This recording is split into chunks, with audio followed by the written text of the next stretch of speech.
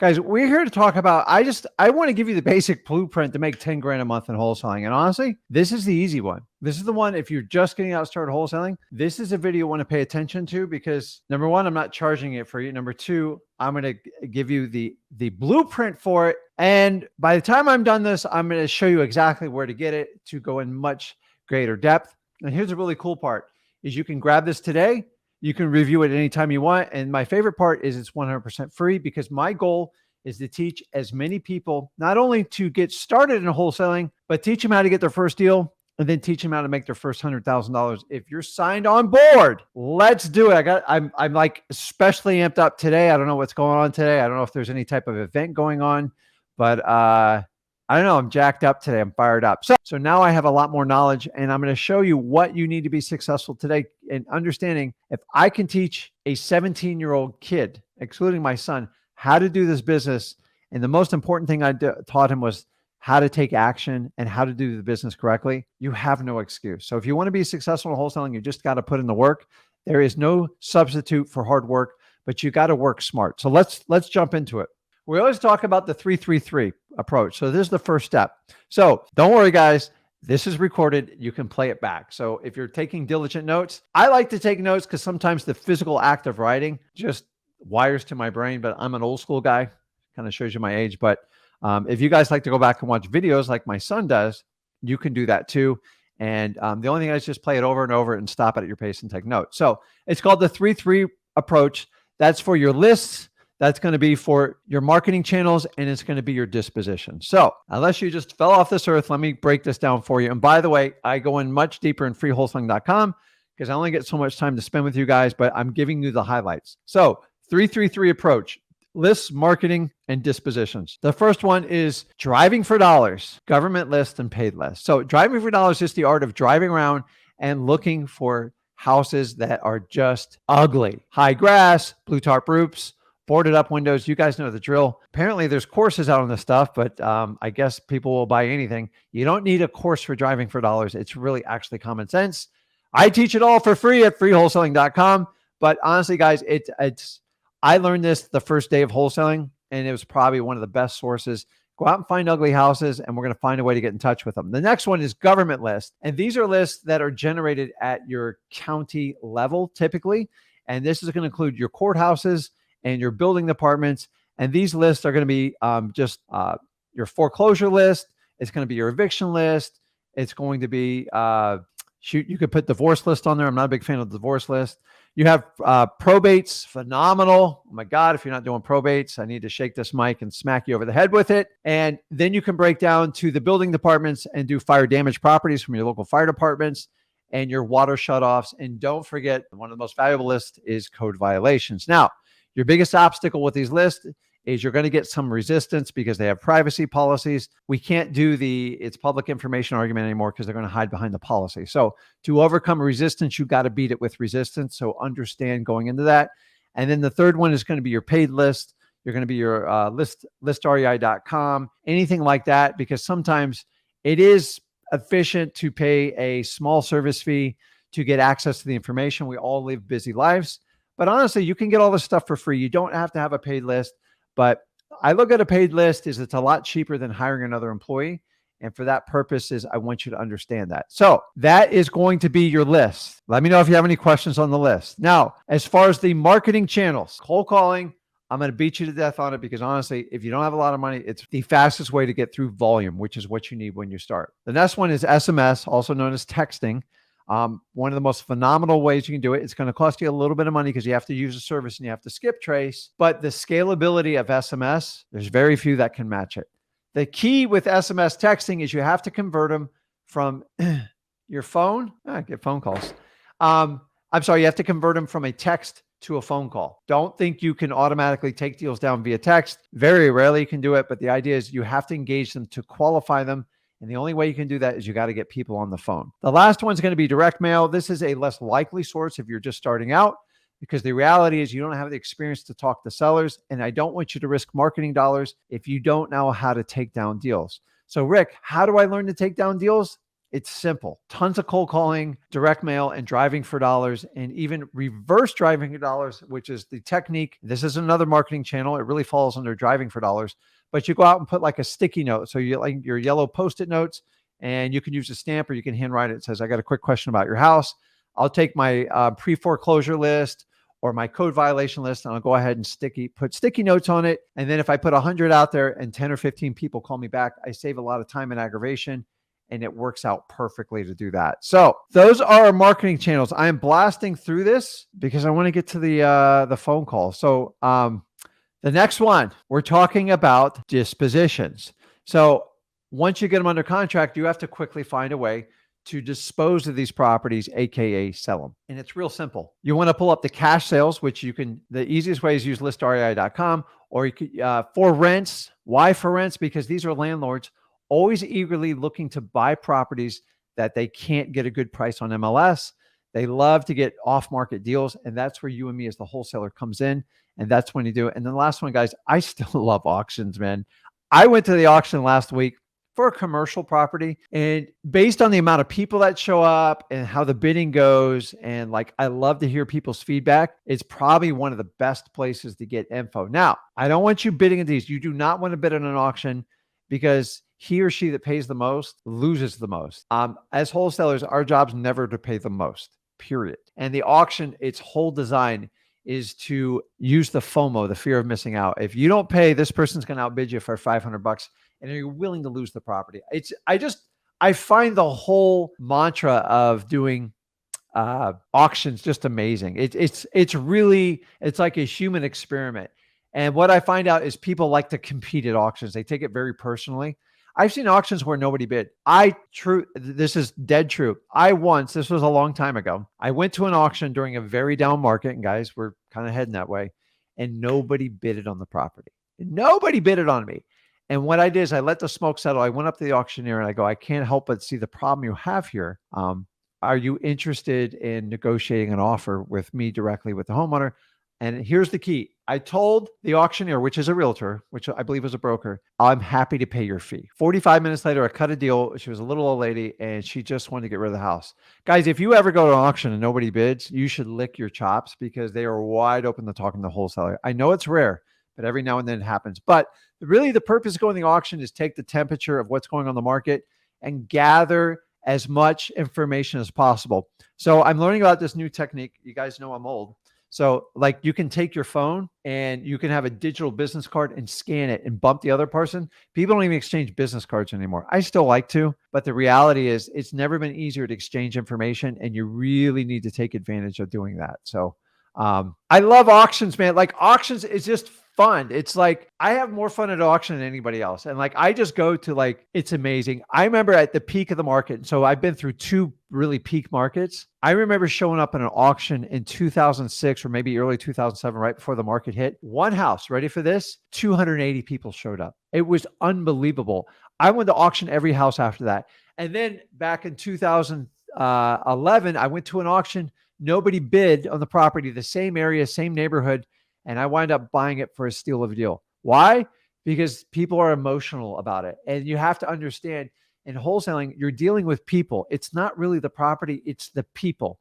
And people have emotions, and most people can't remove their emotions from any type of sale they do. And they get like emotionally wrapped up into it. And so we as wholesalers have to unwind people and tell them, if we can solve a problem and make it work, then we get great deals. We do not sell people at all. I've told you guys forever, I'm not a good salesman because I'm too busy.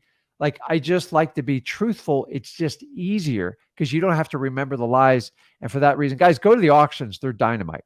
Okay. That's the 333. I'm going quickly here. And by the way, I got plenty of room on the lives. I don't know if you guys were scared to talk to me today. So if somebody wants some extra time, today's the perfect day to do it. I only got a couple people in. So like I have plenty of time. See, I shouldn't even be telling you guys this. Something's in the air today. Number 2, sweat equity. And what do I mean by sweat equity? It means just going out and hustling to get deals, networking with everybody you humanly know. Guys, one of my best deals I ever did was through one of my mom's friends. Why? Because I told my mom what to do. And you know what? I don't tell my mom, I never told her I'm a wholesaler. I'm just a guy who buys houses for cash, especially problematic properties. That's it. Don't ever tell someone you're a wholesaler because they don't care, because they don't know what that means. They're like, what does that mean? Are you like a scam artist, or like, are you selling stuff from Costco? That's sometimes what I get. So I'm a guy who buys houses for cash and I close quickly. You know anyone like that? And as simple as that, from that one deal from like a mom's friend, I took over a deal and made over $100,000 on a single family home. And it came out of nowhere. And here's the problem is you have to invest time and energy and tell everybody what you do. And you have no idea when it's going to repay you. But you have to have faith and trust that eventually someone's going to need your services. And the reality is all real estate, it's just timing. All business is timing. Even though they're not ready today, a lot of time when someone passes away or something changes or somebody loses a job or somebody moves away, they need to make quick decisions and you got to be in their face. Number two, bandit signs, often overlooked. Make sure it's legal in your area. I signed an agreement. I can't do them in my area anymore because honestly, I did hundreds of deals from bandit signs. I was so good at it and I figured it out. And full disclosure, I put it away. And so my agreement was with me not doing it. So I had my son do it and he dominated an entire market for 2 years. I mean, dominated. And honestly, while he was in high school, he made a killing on bandit signs. And honestly, I kind of thought it was dead. So don't ever assume something's dead. Try it. Test it out. You don't have to go out and put out 500 bandit signs. Go put out 25 or 30. Go get a blank sign, get the Sharpie pen from Home Depot or Office Depot, and just write on there. And you want to use 3 lines. The bottom line is always for your virtual phone number, not your personal cell phone number. And then you have 2 lines to get your point across. Be creative, but be simple. Sell your house today, any condition, anytime, any place, something like that. Just don't be the we buy houses guys, because that is beaten to death. And honestly, someone's trademarked that, as stupid as that sounds. Number 3, I talked about it early, reverse driving for dollars. And specifically, this is the sticky note strategy that you attach to the pre-foreclosure list, the most powerful way. Let me tell you why it's so powerful. Number 1, only the people that have some sort of an interest call you back. And number 2, with the advent of Ring cameras, door knocking is, I'm not going to say it's dead, but you can actually get arrested in certain towns for doing it. So you have to be really careful. And honestly, you have to talk through this little thing like, I'm with the Ring door, like who are you? You can't even get past the Ring doorbell. And I find it very frustrating. And you guys communicate to this to me. We've given up on our side. We just don't do door knocking. We'll do it for specific properties, but we never do a canvas on it because it's so frustrating. And honestly, it always winds up with the cops showing up. So listen, I grew up with like vacuum salespeople in my living room talking to my mom for like an hour. And I grew up with the encyclopedia guy trying to pitch us. If you only knew the internet was coming around the corner. But honestly, I really appreciate like door knockers, but it's really hard these days to do it. Coming at number 4, copy, become a ninja copy. Like guys, I've already told you that one of the biggest challenges in wholesaling is everybody has this giant ego. Look what I did. Look at all these houses I flipped. I'm a superstar. I'm making millions and millions of dollars when you just started in wholesaling. And I want everyone to make millions of dollars. And honestly, I celebrate everyone's victory. I don't care if you use a paid guru or use me and Zach for free. I just want people to be happy in life. Like that is my goal here. Honestly, this is not a war between me and gurus and stuff like that. Honestly, if you use someone paid and you feel like you got value, then go for it. But I'm just telling you, times have changed. When I started out, it was $25,000 to hire a guru. And that was a lot of money back in the early 2000s. Fast forward today, you get the same services between $3,000 and $8,000 on average now, and the dollar's worth a lot less. So you have a much more diluted product, and you have with the advent of the internet and social media, you have people that really, it doesn't require any money to get started. And honestly, people tell you if you have a little bit of traction, like even Tony Robbins teaches this, I'm not a big fan of it, is you need to go out and spread the word and teach everybody what you do. But guys, you got to get some miles on your shoes before you tell other people how to do it. Honestly, I never even advised someone till like 10 years into this business. Now, I had the skill set at year 2 and 3, but I didn't have the maturity and I didn't have the discipline and probably was reckless in anybody advised. So I apologize to anybody I advised back then. It's just, that is the truth of the world today. Because so many times we see these strategies that come out and then you find out years later, like it's illegal, it's wrong, and people are like being chased down for it. Let me give you an example. Do you notice like you don't hear much about novations anymore because they're problematic. They're creating a lot of problems in the industry. And eventually it's going to be the point, unless you have a full-on license and you're working with a brokerage, you don't even have a shot at doing them. Because if you're a licensed real estate agent, you can't be doing repairs and all the stuff and playing middleman and keeping commissions. But what I'm telling you is sometimes you got to watch where stuff washes out And when it washes out, then you find out like, oh, that strategy was illegal or I get in trouble for it. And I hate that part of this business. So we're constantly trying to reinvent the wheel on how to like do wholesaling. Wholesaling, it's still the same fundamentals as the day I got started. It's getting a property that you're solving a problem with a seller that they need to sell. They need to sell. They don't want to sell. And then basically you are selling that contract for a profit. You provide a service. Everybody wins. That's what wholesaling is. But if you try to go around wholesaling, here's what you do. You do a disservice because you never truly mastered wholesaling. And if you don't know how to make money with no money, how are you going to make money when you have money? Because you're still going to have a challenge. So guys, what I'm going to do is, it's up to you guys. I'm going to do something I haven't done in a long time. And I'm just going to throw the link up here. I'm going to make it super easy, but first come, first serve. As soon as it's filled, I'm done. So please listen, if you go on the live, we're not here to complain. I cannot, like, honestly, there's nothing I can do. We just waste time. So if you've never done a deal and you want to talk to me, you want to talk about mindset, you want to talk about your operation, or you want to talk about a deal, this is where you're going to jump on with me. I'm going to paste it right now. But like, please be mindful. We have children watching this. Okay. So I'm going to post it right now. First come, first serve. And you'll see it under, well, if you can't figure it out, I can't help you, but it's right there. Let me finish up our teaching. Almost done.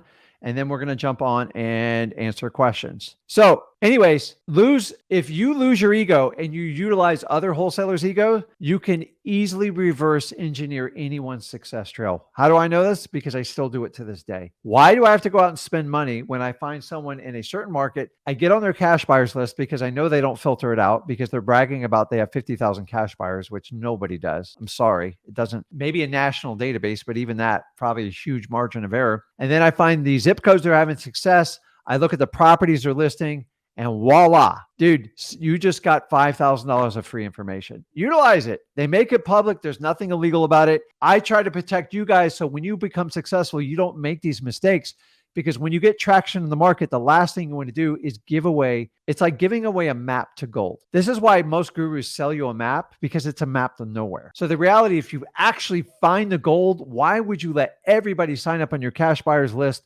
only to reverse engineering what you're doing? You guys know cash buyers do it to you guys all the time. You have to do it back. Like, don't reinvent the wheel. Honestly, this is more valuable than a lot of these data companies. And guys, if you don't believe me, go to any Facebook group that has an area where, say it's like, say you're doing Jacksonville, just do Jacksonville real estate investors and just watch the bragging and follow the trail. Now, I'm here to warn you, if the braggers don't have the data, meaning they can't show you properties and they're not doing like for sale stuff. And by the way, they're supposed to be selling contracts, not property. That's transacting real estate without a license. It's going to get you in a lot of trouble. But just reverse engineer their path. I'm telling you guys, it's amazing. So now 300 people jump on the live. So I'm going to take everybody in complete order to be fair, because that's how we do it. I'm almost done though. We're going to work through this. Last one, eviction list.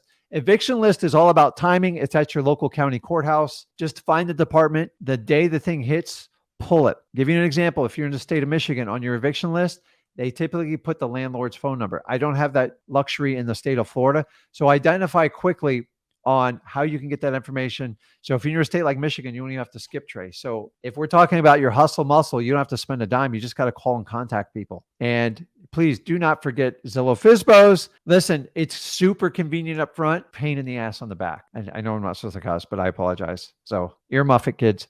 Because you have the phone number, you have a price and seller. So let me tell you the two biggest mistakes people make on any type of FSBOs. Number one, if you think you're doing volume, you're not even close. You have to have a ton of volume. Okay, guys, we're full. I'm not taking anybody else in the live stream. It was that quick. So I honestly, what I do is for free, and I just don't want you guys to waste time trying to click a button, because I don't control StreamYard.